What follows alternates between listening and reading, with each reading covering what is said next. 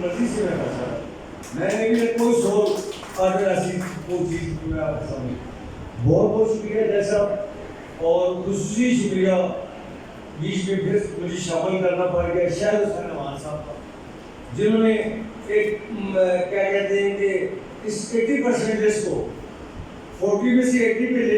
لے جانے والے یہ شاہد حسین نعمان، انہوں نے کہتے ہیں کہ میں نے ٹیسلا بار کا کاج اتارا ہے، میں نے یہاں پہ ایز اے ممبر رہا ہوں یہاں پہ، تو آپ وہ جو کچھ بھی لے سکتے ہیں مجھ سے اس ٹائم پہ لیں آپ۔ انہوں نے بہت زیادہ ہمارے ساتھ تعاون کیا،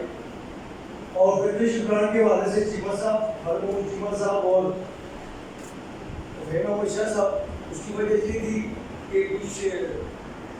اچھا بھی دلی یوز ہو رہا تھا، تو اس میں ہم نے مداخلت کی، ہم نے ان سے ملے، ہم نے کہا یہ تو یہ سسٹم نہیں ٹھیک ہے، کرتا ہے اور مائک کرتا ہے، ہمارے پاس میں تو یہ نہیں ہے،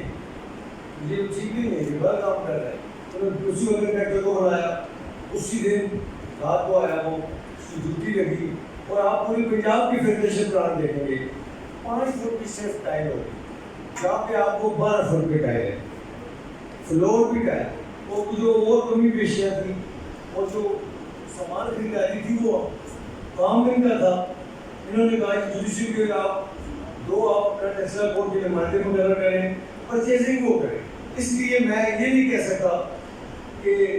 اس فیڈریشن پلان میں کسی قسم کی کمی ہے، کیونکہ اس کی تمام تعمیراتی عمل میں یہ 2 افراد اور باہر کے 2 افراد شامل ہیں۔ ایک بات اور آپ سب سے آگاہ ہوں گے، اس سے پہلے کی جو سینئر ممبر ہیں وہ تو تقریباً جانتے ہوں گے، چودھری احمد ضیاء صاحب، وداؤٹ اینی کمپلینٹ کافی ٹائم انہوں نے یہاں پہ گزارا، اور میں سمجھتا ہوں کہ ڈسٹرکٹ جوڈیشری کے ساتھ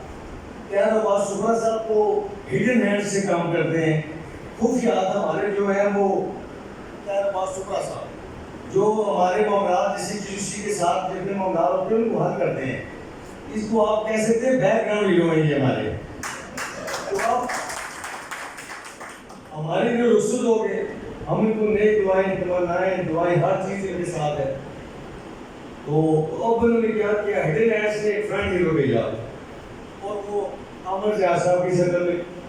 انہوں نے ہمارا پھر بہت کا کردار ادا کیا، بہت اچھا جوشی کے ساتھ، اور یہ آگے بھی اپنا انشاءاللہ کام جاری رکھیں گے۔ تو آپ سب سے اجازت لیں گے، اس وجہ سے گرمی بہت زیادہ ہے، مصنوعی ابھی ٹھنڈ نہیں ہے، اور کھانے کے بعد جو ریفریشمنٹ ہے اس کے بعد نماز رکھیں۔